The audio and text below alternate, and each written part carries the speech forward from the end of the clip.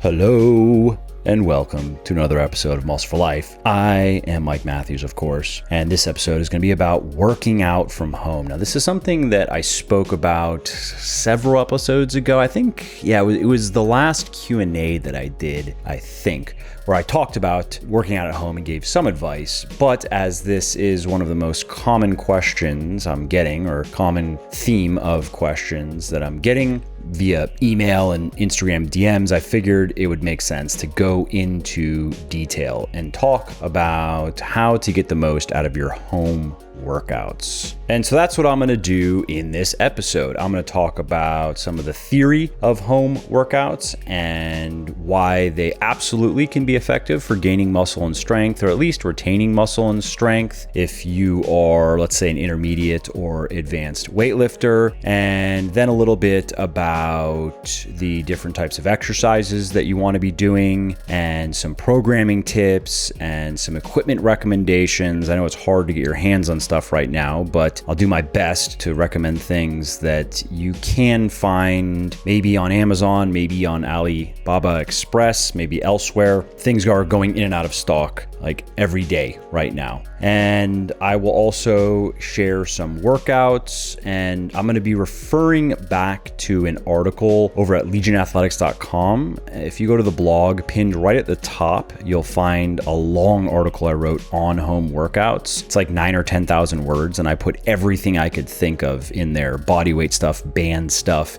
dumbbell stuff, programming tips, beginner training, intermediate training, advanced training. And so I'm not going to go through everything in this episode that's in that article, because that would be overkill and it would not even be very useful if I'm talking about a training program, for example, that has several workouts and then several types of progressions. So what I'm going to do is I'm going to generally kind of cover everything, and then I'll be telling you to go check out that article to actually get the specifics for the workout or learn how to do the exercises. And honestly, if you want to skip right to the point and not listen to me talk about working out at home, if you'd like to just get to the workouts and see what exercises you need to do and see what kind of equipment you need, just head over to legionathletics.com right now. Go to the blog. Again, pinned at the top of the blog is an article called The Best Home Workout Routines for When You Can't Go to the Gym. Probably going to name the podcast the same thing, and it's going to have really the meat and potatoes of what we're going to discuss here in the podcast. Now, before we get to the show, if you like what I'm doing here on the podcast and elsewhere, and if you want to help me help more people get into the best shape of their lives, please consider picking up one of my best-selling health and fitness books. I have Bigger, Leaner, Stronger for men, Thinner, Leaner, Stronger for women.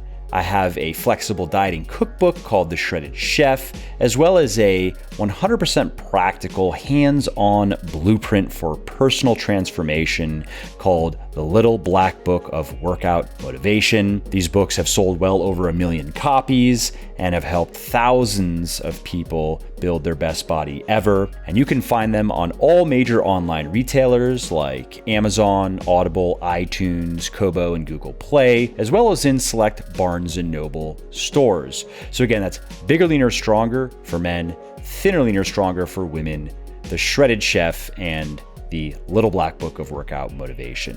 Oh, and I should also mention that you can get any of my audiobooks for free when you sign up for an Audible account, which is the perfect way to make those little pockets of downtime like commuting, meal prepping, dog walking, and cleaning a bit more interesting, entertaining, and productive. And if you want to take Audible up on that offer and get one of my audiobooks for free, just go to legionathletics.com/audible and it'll forward you over, and then you can sign up for your account.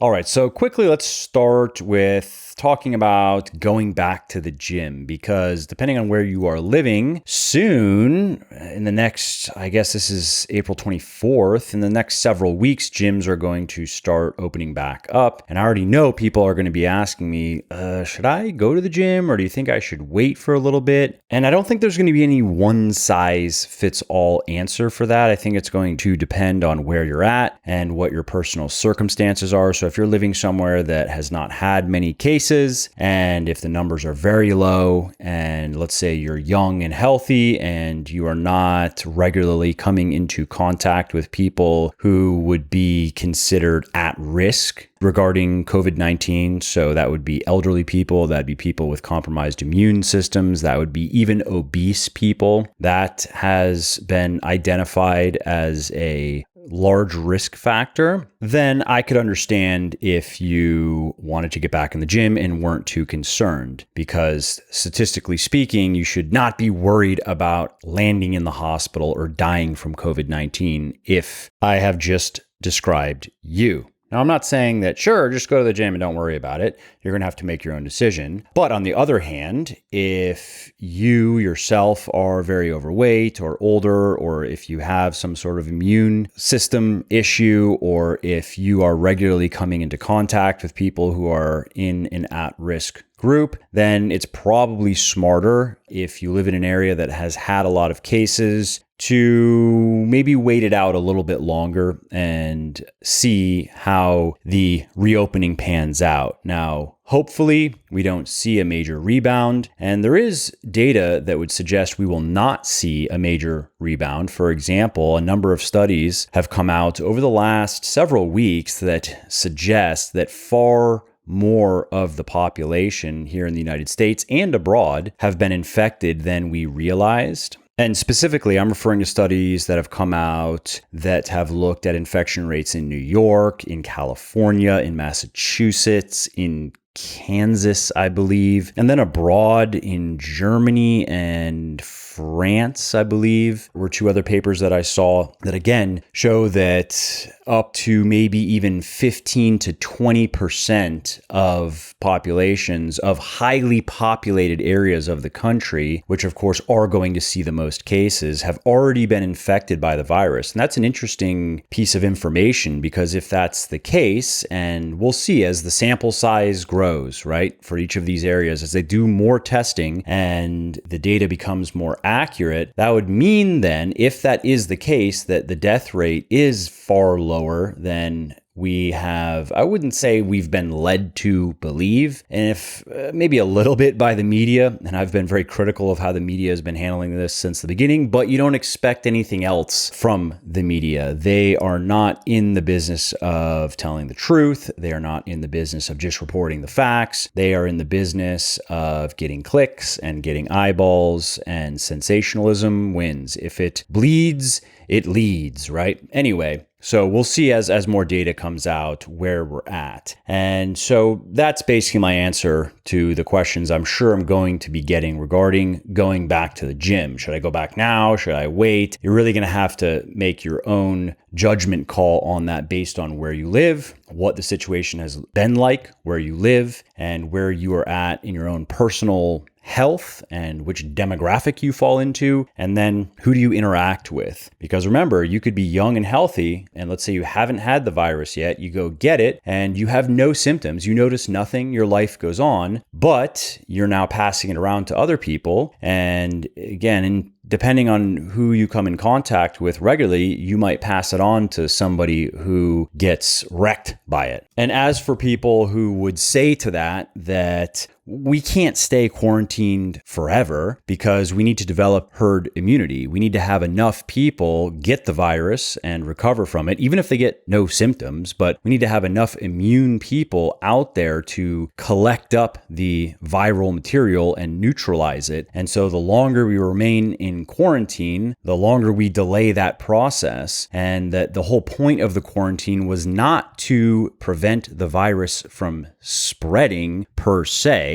because we're never going to be able to fully prevent that. It was to prevent it from spreading before our healthcare system could deal with the impact that it's going to have. And as we see in the data right now, a lot of hospitals are underutilized. They're not overflowing with patients. They have an excess of capacity. Maybe we are at that point where we could start allowing the virus to go around without collapsing our healthcare system. And so I suppose we'll have to see how it goes. That's my response to the counter response, right? Is I do understand and I do agree, of course, we can't remain quarantined forever. And how are we going to develop herd immunity if we don't go collectively expose ourselves to the virus and start individually becoming immune to it, start individually developing the antibodies so our immune system can recognize it and immediately eliminate it? And so that would suggest that we would actually want a lot of the young, healthy people out in the world interacting with this virus, and you'd want the at-risk people to stay away while we develop herd immunity. So some people are saying, oh, well, vaccines, we don't need to do that. We just need to wait for a vaccine and then a bunch of us can get vaccinated. Yeah, don't hold your breath. I mean, scientists are saying 12 months, 18 months. Some scientists are saying they're not so sure we'll ever have a vaccine because of the nature of this virus. Similar to why you can't get vaccinated for the common cold. There are just too many different strains and it's too unstable of a virus that mutates too much. You just can't do it. And so we'll see. But something else to keep in mind regarding vaccine development is the average time to go from ideation to deployment of a vaccine is 20 years. 20 years. And the fastest a vaccine has ever been developed was 4 years, and that was the polio vaccine of the 60s or 70s. And ironically, that vaccine had safety issues. You remember hearing about I believe it was about 500,000 cases of paralysis in children in India with the polio vaccine. You should go read about it online. There were problems. Scientists later came out and pointed out that maybe that vaccine was rushed. Maybe there should have been more safety testing before it was rolled out, because one of the primary principles when you're developing a vaccine is you want to be extra careful about safety. Because it's one thing if you have a terminal illness and you have a new experimental drug and the doctor says, hey, we're not sure as to the safety of this. We haven't been able to do a lot of research, but you're either going to be dead in 6 months or we can try this drug and it might help. We do have some evidence here that it could help you. If you're that person, of course you're going to try it, right? And that makes sense. But in the case of vaccination, you're taking someone who's healthy and you're putting something now into their body. So you really want to make sure that you're not making them unhealthy. And that's why the standard for safety of vaccination is very, very high. And that's one of the reasons why it takes a very long time to develop vaccines. So bringing this back to the coronavirus, if by some miracle a vaccine comes out in 12 to 18 months, I would be very curious as to how they know this is safe. And I'd be completely open to the experts and their answer, but that would be my initial question is, okay, before I consider getting the vaccine, I want to know it's safe. And before I consider giving it to my kids or recommending it to my wife or to anybody, I want to know what was done to ensure that we're not going to be harmed by this. And don't think that vaccines can't be harmful. They absolutely can be harmful. And by the way, that's not me taking just an anti-vaccine position, period. Not at all. That's just me taking a realistic look at the timeline, looking at the history of vaccination and vaccines and things that have gone wrong, as well as things that have gone right, and forming an opinion on the announcement that we're going to have a vaccine in maybe 12 to 18 months for this coronavirus. I believe Oxford University scientists, I actually just remember this now, they're saying they might even have one ready in 6 months, which even boggles the mind more in light of what I've learned about vaccines from mainstream sources, by the way, prominent professors, virologists, not random YouTubers, real experts, people who have developed vaccines. One guy I was listening to an interview with, he was one of the guys who helped develop the HPV vaccine. And he was saying this. He was saying that 12 to 18 months for a coronavirus vaccine made no sense to him. He was saying that he would have serious concerns about the safety of it, for example.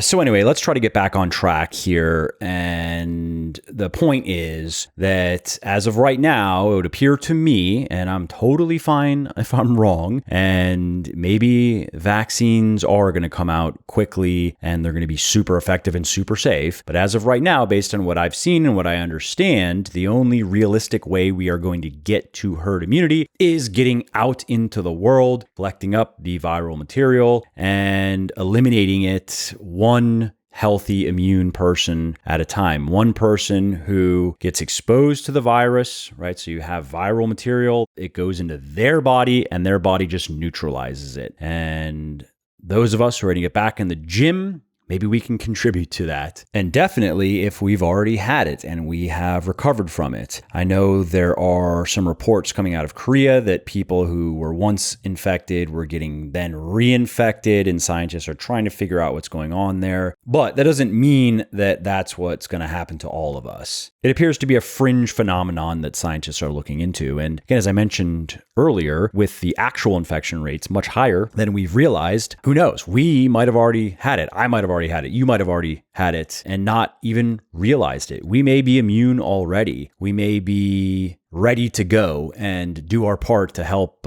clean up the mess out there. So anyway, let's see how it pans out. And with any luck, enough of us have already been infected to get back out there and develop that herd immunity by the fall or winter so we don't see a major rebound. That would be nice. All right, let's talk about some home workouts, shall we? So let's first talk about some theory of home workouts, why they are worthwhile, why you can do well with home workouts. Now, putting together an effective home workout routine is just like putting together any other kind of workout routine. It just has more constraint, right? Because you probably don't have a barbell or a squat rack or a full selection of dumbbells, or maybe any dumbbells or any machines, or you wouldn't be listening to this podcast. And that's the kind of stuff that your normal workouts call for, right? So instead, what do we have? Most of us, we have our body and we have some bands, maybe, and we have maybe some dumbbells or kettlebells, and that's about it. And yes, this does have its downsides. For example, bodyweight exercises are not as effective as many weightlifting exercises are for gaining muscle and strength because they're not as effective at forcing your muscles to produce high levels of tension and progressively higher levels of tension, right? So progressive tension overload, the primary mechanical driver of muscle growth. And the best way to achieve that, the best way to achieve progressive tension overload, or just progressive overload as it's referred to, is just increase the amount of weight that you can lift. Add weight to the bar, add weight to the dumbbells, get stronger. And this is why whole body strength and even individual muscle strength is closely related to muscle size, general muscularity, and the size of individual muscles. Show me a dude, for example, who can squat double his body weight for reps, and I'll show you a big set of wheels. Now, there are outliers and exceptions, of course. We are looking at a normal distribution here, a bell curve. But what that means is the majority of people are going to be right in the middle of that curve. That's what, 66, 67% or whatever it is. And as far as strength and size goes, the average person is going to be strong and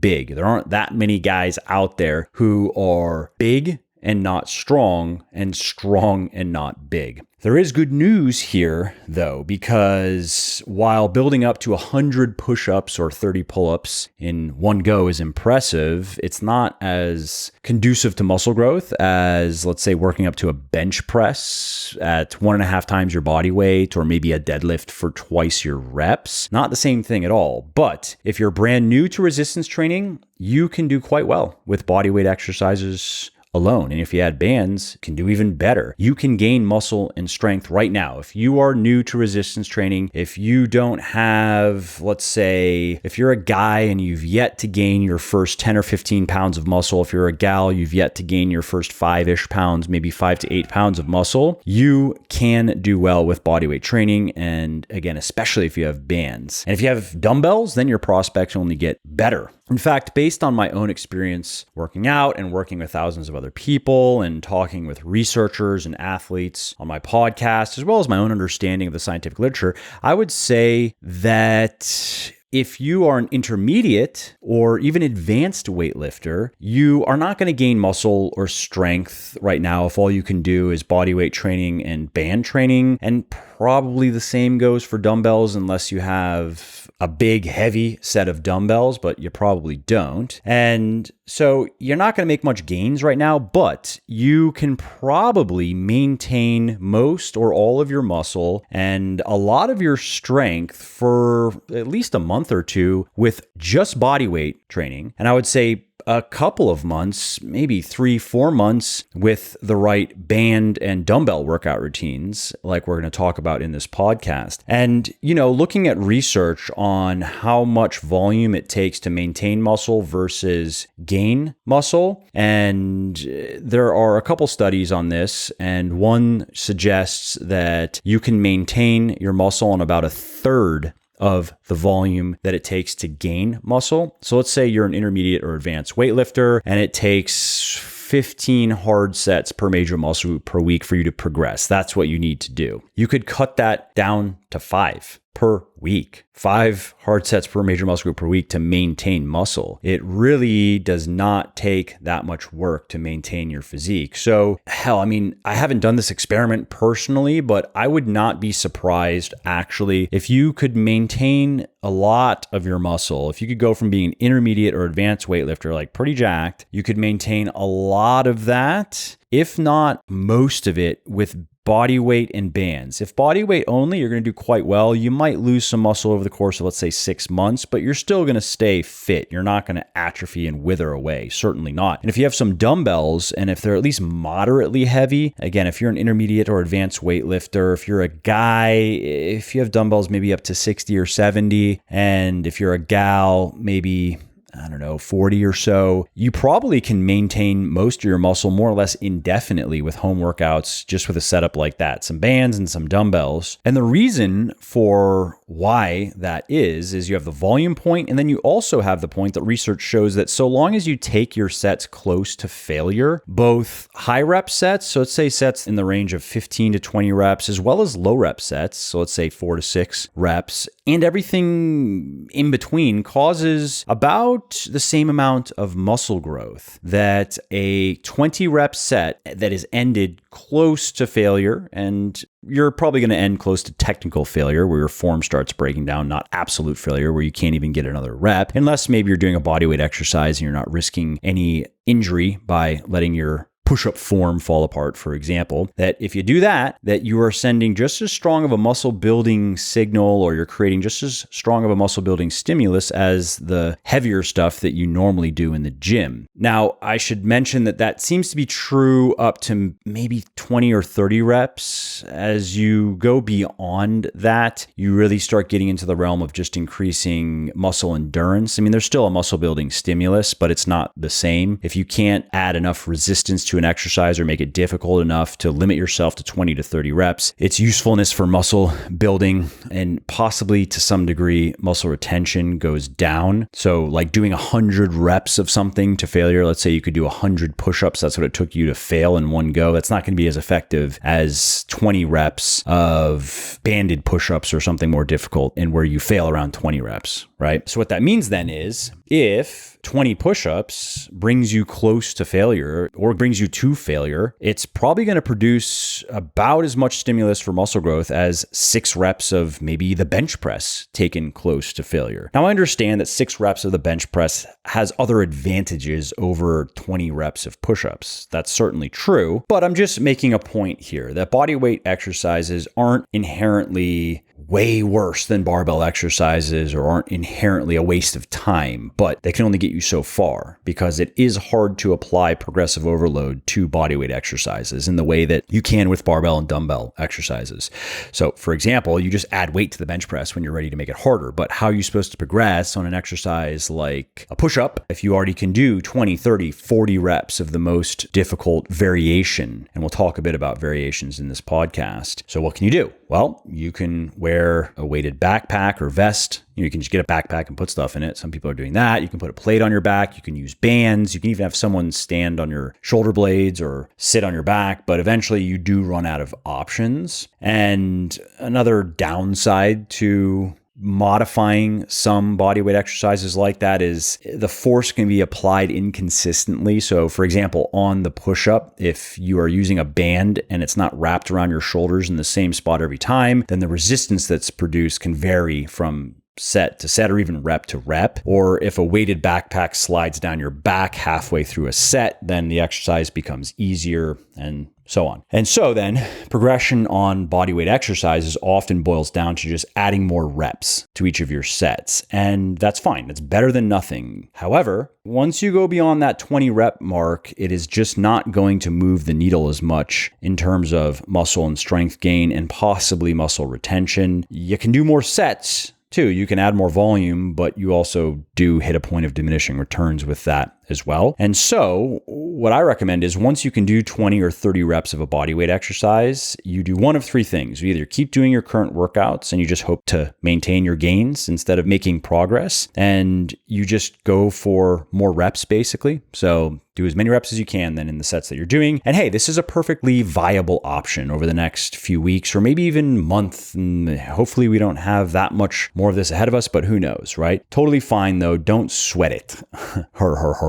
If that's all you can do because you don't have bands and you are doing the most challenging bodyweight exercises you can do and they're still not that challenging, I understand. But if that's not you, then doing more challenging variations is another great option. So you can do a feet elevated push-up instead of a regular push-up. You can do pull-ups instead of chin-ups. You can do a pistol squat instead of a bodyweight squat. And if you want to avoid the awkwardness of the pistol squat, have it be a supported pistol squat, an assisted pistol squat where you're holding on to something, and that takes the technique and the balance out of it and allows you to just focus on the difficulty of squatting your body weight with one leg. And then you can also use bands and dumbbells to make your workouts even more difficult if you have access to them. Okay, let's move on and talk about exercises. Let's talk about body weight exercises. And the good news here is you only need to focus on a relatively short list, a handful plus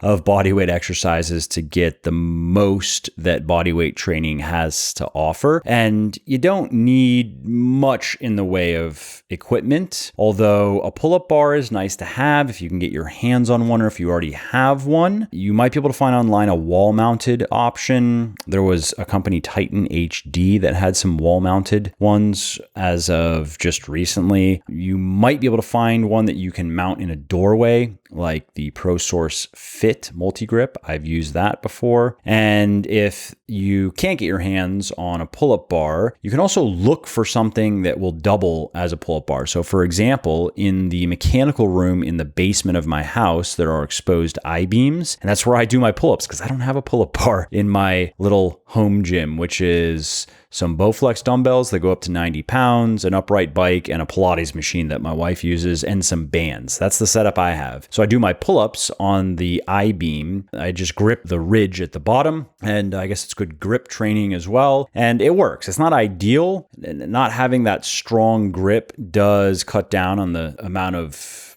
pull-ups that I can do, but not by much. I'm probably losing, 3 to 5 reps because of the grip, and it works fairly well. Another good option for bodyweight training is a dip stand or a dip station. So I was able to get a ProSource Fit dip stand, and right now I just looked at Amazon. It's temporarily out of stock. That's on Amazon though. You can look around and any dip station will work fine. And this is a nice little piece of equipment that allows you to train your shoulders and your chest and your triceps. And then you can also do inverted rows on them, which of course trains your back and your biceps. And you can do it bodyweight, or if you have a small child like I do. I have a 2-year-old and I have a 7-year-old. So I have the 2-year-old sit on my chest, basically on my torso, while I'm doing inverted rows to add whatever she weighs. I don't know, 30 pounds or something, 20, 30 pounds. I don't know what she weighs. But those are a few simple pieces of equipment that are going to help your body weight training. Now, as far as exercises go, there are a fair number of good exercises: pushing exercises, pulling, leg, core, even calf. Well, there's one for calf, but you can even train your calves with just your body weight, as well as some cardio, of course. And I could run through a long list here, like a triceps bench dip and a chest dip and a knee push-up, into the push-up, into the feet elevated push-up or the decline push-up, into the pike push-up, into the dive bomber push-up, push-up, diamond push-up, right? I could go through a list, but I don't think it's gonna be very helpful to you. So instead, if you want to check out all the exercises that I recommend you learn and you incorporate into your bodyweight training, again, just head over to legionathletics.com, go to the blog. Right at the top is a long article that I wrote. It's pinned, you can't miss it.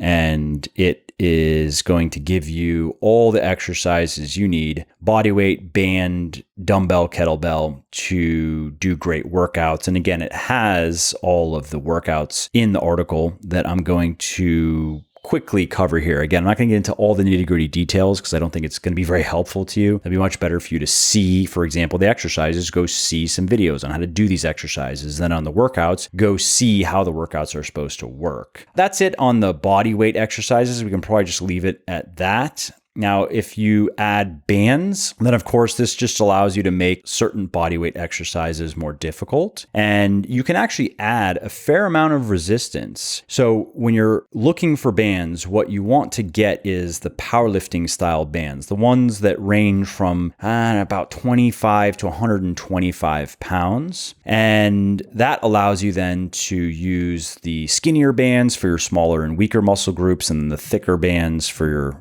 larger ones, like your legs for maybe the 125 pound band you might use for some squats or some lunges. And then for your arms or your shoulders, you might use the 25 or maybe the 30 or even the 50 pound bands. And then what you can do is you can modify certain bodyweight exercises with bands to make them harder. You also can do some band only exercises that you can't do without them, like a band horizontal row or a band upright row, even a band deadlift. You can do that. And again, head over to legionathletics.com, go to the blog, check out the home workout article, and you will find all of my band recommendations as well as videos on how to do them properly. So now let's talk about dumbbells and kettlebells. So when you don't have access to barbells, this is the next best thing, dumbbells and kettlebells. With dumbbells, now you have a lot of exercise options. You have a lot more than you do with body weight and band training. And you also, of course, now have a new and more effective way to add weight to the exercises and to progressively overload your muscles. Now, if you don't currently have a set of dumbbells, you probably are not going to be able to find one out there right now, unfortunately. I have Bowflex Select Tech dumbbells. They go up to 90 pounds, and I am #thankful that I have them. I didn't use them really at all before COVID-19. I can remember doing a couple workouts in the past on the weekend, just doing some shoulders or some arms with them. That's about it. They pretty much have just sat in my little home gym area, neglected, but now they are precious. Now they are worth their weight in gold. Every other day I have people DMing me on Instagram asking how much for the dumbbells. No amount of money. You can't have them. But anyway, if you can get your hands on a set of Select Tech dumbbells from Bowflex, and if you can get it at a price that you're willing to pay, then I do recommend them. I'll say that they're a little bit awkward and the handles dig into your hands quite a bit, especially when the weights are heavier, but who cares, right? That said, another great option is Power Block. That's another company, and they make, I believe it's elite dumbbells, what they call them, and those go up to 100 pounds or so. And those are also quite popular, and many people report liking them more than the Bowflex because they're more comfortable, less awkward to handle, and then the knurling in the Bowflex handles is the problem. That's what really digs into your hand. My brother-in-law complains about it, or he was complaining at first. Now he stopped complaining. I really don't care. I think my hands are tougher than his. He wears workout gloves, so I think that's all we need to know, right? Anyway, if you can get your hands on some Power Blocks, I'm sure that you will like them just as much as the Bowflex dumbbells that I'm using, but they're going to be hard to find, and if you do find some, they're probably going to be expensive. Now, as far as exercises go, if you do have dumbbells or kettlebells, kettlebells are a reasonable replacement for some dumbbell exercises. I mean, I even like kettlebells more for some exercises. So for example, doing walking lunges with kettlebells is more comfortable and more stable than with dumbbells, at least for me and many other people. And then there are exercises where I prefer dumbbells. Like I prefer dumbbells on a dumbbell bench press, for example. But if you have kettlebells, you still can do a lot of dumbbell exercises. You're just gonna be doing them with your kettlebells. And in some cases, it might feel a bit awkward, but hey, you can still get the job done. And so for the list of exercises that I recommend, and it's broken down into pushing, pulling, leg, arm, shoulder, core, a lot of exercises, a lot of options. Head over to legionathletics.com, hit the blog, and then check out the article on home workouts, and you'll find around the middle or so all of the dumbbell and kettlebell workouts. Hey, before we continue, if you like what I'm doing here on the podcast and elsewhere, and if you want to help me help more people get into the best shape of their lives, please do consider picking up one of my best-selling health and fitness books. My most popular ones are Bigger, Leaner, Stronger for men, Thinner, Leaner, Stronger for women, my flexible dieting cookbook, The Shredded Chef, and my 100% practical hands-on blueprint for personal transformation, The Little Black Book of Workout Motivation. Now, these books have sold well over 1 million copies and have helped thousands of people build their best body ever. And you can find them anywhere online where you can buy books like Amazon, Audible, iTunes, Kobo, and Google Play, as well as in select Barnes & Noble stores. So again, that is Bigger, Leaner, Stronger for men, Thinner, Leaner, Stronger for women, The Shredded Chef, and The Little Black Book of Workout Motivation. Oh, and one other thing is you can get any one of those audiobooks 100% free when you sign up for an Audible account. And that's a great way to make those pockets of downtime like commuting, meal prepping, and cleaning more interesting, entertaining, and productive. Now, if you want to take Audible up on that offer and get one of my audiobooks for free, just go to legionathletics.com/Audible and sign up for your account. All right, now let's talk about routines. And I'm just going to speak broadly and just generally here. And then I'm going to refer you to the website again for specifics on daily workouts and weekly routines and so forth. So as far as bodyweight routines go, I like to keep things simple. I prefer an upper-lower split where you're training your upper body muscles in one workout and your lower body muscles in another workout. And I prefer 4 to 6 workouts per week when I'm doing bodyweight stuff. And so a simple template that I use for upper body workouts is a push exercise, 3 sets of it, a push exercise, 3 sets of it. So 2 push exercises, then 2 pull exercises, 3 sets of each. So we got 6 sets of pushing and then 6 sets of pulling and then some core work. And then as far as lower body training goes, body weight, doing 8 sets of leg exercises split into 2 leg exercises. So I'm doing exercise number 1, 4 sets, leg exercise number 2, 4 sets, and then some core training and some calf training. Yes, I still do train my calves just on principle at this point, because if I stop training my small calves, then they win. And in the article over at legionathletics.com, over at the blog, I give 3 different body weight exercise routines that you can choose from: a beginner routine, an intermediate routine, and an advanced routine. And so to give you a quick preview of what these routines look like. So for example, here is some beginner bodyweight workouts. So you have an upper body workout here, which is a knee push-up, 3 sets and reps of 10 to 20, resting a couple minutes in between each set. You have a triceps bench dip,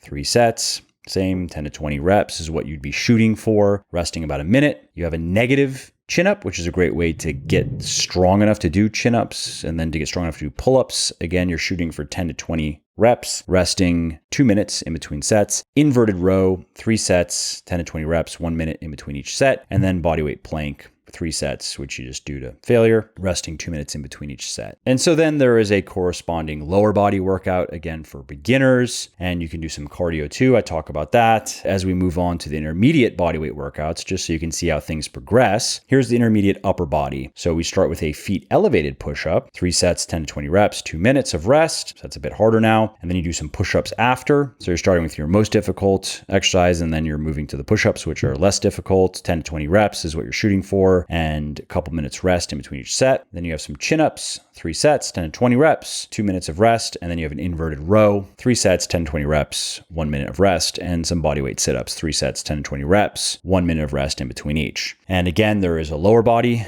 workout as well, an intermediate workout, and then some cardio that's even more difficult. And then here's an advanced bodyweight workout. You have a diamond push-up now, 3 sets, 10 to 20 reps, resting 2 minutes in between sets. Then you do a feet elevated push-up, 3 sets, 10 to 20 reps, 2 minutes. Then you're doing pull-up, again, 3 sets, 10 to 20 reps, 2 minutes. Chin-up, same deal on sets, reps, and rest. And then hanging leg raise, same deal on sets, reps, and rest. So you can see how the workouts progress and they get more difficult. Now, you are probably wondering how these workouts work, like how many days a week are you supposed to be training? And I'd mentioned 4 to 6 is what I recommend. And as far as muscle and strength gain or muscle maintenance and strength maintenance goes, 4 is your worst option. Now you can do fine with it, but 5 is going to be better than 4 and 6 is going to be better than 5, right? So for example, you might, if you're doing 4 days, go Monday and Tuesday, that's upper lower. And then on Wednesday, maybe you rest or do some cardio. And then on Thursday, you go upper, Friday lower, and then you're resting or doing cardio on the weekend. And if you were training 5 days per week and you wanted to emphasize your lower body, you might go Monday upper, Tuesday lower, Wednesday upper, Thursday lower, Friday lower, right? So you have 3 lower body workouts, 2 upper body workouts, and then you could do some cardio on the weekend or you could rest.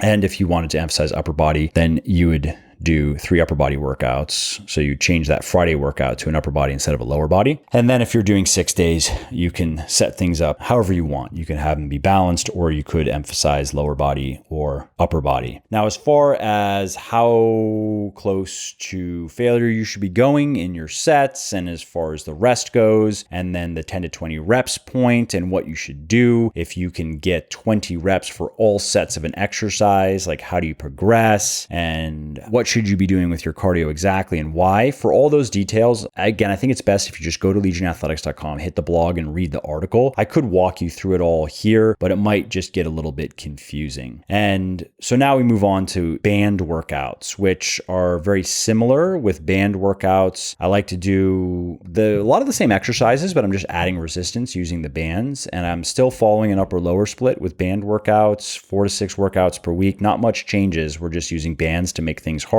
and working in some band exercises specifically in the place of body weight exercises. And for all the specifics, head over to legionathletics.com blog, check out the article. Now, as far as dumbbells go, this is where things change a bit because you now have a lot more options and you can get in some pretty difficult workouts actually if you have heavy dumbbells. So I have heavy-ish dumbbells. They go up to 90 pounds. And because of how awkward they are, they actually feel heavier than what they say on the weights. And I've gotten in some decent workouts. My legs have been pretty sore, for example. And yeah, I'm working in a higher rep range. In some cases, I'm getting up to maybe 15 reps, 12 to 15 reps per set. But again, remember, that's effective training. That is not ineffective. That is not a small or negligible training stimulus. That's pretty good. So if you do have some dumbbells and if they're moderately heavy, you can get in a good workout. And if they're heavy, you can get in a very good workout. And as far as routines or splits go, you have options, right? I have been playing around with different things. So I've played around with just a body split where I'm doing a press day basically, and then a pull day, and then a shoulders day, and then a legs day, and then an arms day. And I've done some upper lower split, which is similar to what we talked about with the body weight workouts, just using dumbbells instead. So, on one upper body workout, I'll do some pushing and some pulling. On another, I'll do some arms and some shoulders. And then for my lower body training, I'm just doing a decent amount of volume in one lower body workout per week. Normally, I'd be doing 2 lower body workouts if I were in the gym. I would be doing some heavy leg centric work on one day, some heavy squats and lunges and so forth. And then I would be doing some heavy deadlifting on another day. I like to separate those out. I'm not doing any deadlifting right now because you can dumbbell deadlift, but it's just not very effective in my case because my deadlift is fairly strong. I'd have to pull up my training spreadsheet to see where my 1RM was at before the coronavirus world tour kicked off. But I think my 1RM was low 400s or so. And so, that's where I'm at. And I was doing sets of 385 for probably 4 to 6. And now I have 90-pound dumbbells. And I'm just not even bothering, basically. I'd rather just do a bit extra dumbbell front squatting, basically. So my lower body workout, again, is I'm doing 1 per week, and I'm doing 12 sets in that workout currently. which is a little bit above probably optimal if we're looking at muscle and strength gain, but I'm not really concerned with that. I'm just looking to maintain, and I've done a good job maintaining. I can't see any muscle loss. If I've lost any muscle, it is not apparent in the mirror, and it's not apparent in my weights. I'm still moving the same weights for more or less the same reps now as I was in my first home workout that I did the day after my gym closed. So I am living proof that you too can do it. If you have some dumbbells, it is really not hard. And again, if you want workouts and if you want programming, then head over to legionathletics.com, hit the blog, check out the article, and just go down to the dumbbell workouts. You'll find beginner, intermediate, advanced. And now as far as equipment goes, I've mentioned some equipment, dumbbells, kettlebells, a dip belt can be useful, a dip stand or dip station, a pull-up bar, / chin-up bar. A weighted vest is also a good option. For cardio, my go-to is an exercise bike, just an upright exercise bike. I like that it's no impact. You can adjust the resistance to get a pretty good burn in your quads, which may actually contribute to muscle gain in your legs, by the way. That's been shown in research. And it's simple. I just take my phone and I read while I do my cardio in the morning. Now, instead of driving, I'm doing cardio, so I can't complain. And you have options for bikes. You can go with budget, you can go with mid-tier, you can go with high quality, top tier if you don't mind spending the money. I have a cheap, it was like maybe $200 or something, $250, cheap bike from a company called Sunny Health, SUNNY Health. And if you want to see some specific recommendations for all of this equipment that I'm talking about, again, check out the article at Legion. I have links to everything. Some stuff is in stock, some is not. And beyond that, you have jump rope, can be good for cardio if you like doing it. A treadmill, of course, can be good. And some other things that, again, you'll find in the article. Now, let's talk about some advanced strategies for making your home workouts more effective. And specifically, I have 2 little known ways to increase muscle and strength gain, or at least to amplify the training stimulus and to burn more calories when you are working out at home. So one is blood flow restriction training and the other is cycling sprints. So let's talk about these. Blood flow restriction training is a great way to maximize muscle growth, or at least the muscle building response. Maybe you're not going to be able to gain any muscle right now because you're like me and you're at the end of your genetic rope anyway for how big and strong you can get, but you're still trying to get the most training stimulus out of your workouts, right? And so blood flow restriction is a great way to do that with lighter weights, which is pretty cool. And as the name suggests, it involves constricting the blood flow to a muscle group when you're training. And what happens is the blood remains in your muscles for longer than normal, and that then positively influences muscle growth and strength in several ways. And if you want to get into the details of how that works, head over to legionathletics.com and search for blood flow restriction, and you'll find an article I wrote on it. I may have recorded a podcast specifically on that as well, probably did. So you might also find a podcast if you search my feed, or if you just check out the article. If there is a podcast, it will be embedded in the article, so you can just listen to it if you'd rather do it that way. Now, the main benefit of blood flow restriction training is that it allows you to get a good training stimulus while using weights that are like 20 to 40% of your 1 rep max, which is pretty cool because those are the kind of weights you might be stuck with when you're doing home workouts, right? So what that means then if you can squat 315, let's say that's your training weight, and now you're stuck doing goblet squats with like 45 or 50 pound dumbbells, you can actually get a decent workout in if you use BFR with the dumbbells, with the goblet squats. And you can use BFR for your arms and your legs, but unfortunately, you can't do it for your chest, back, core, or glutes. It's really just for your limbs. And all you need to do it is something to wrap your arms and legs with. And I recommend medical tourniquets. And there's a product that is in this article over at legionathletics.com, Zaptex Buckle Tourniquet is the one that I recommend. But if it's not in stock and you can't get it, or if the delivery time is all messed up, just find something like it. These are, for the most part, probably just interchangeable. They all just come from China.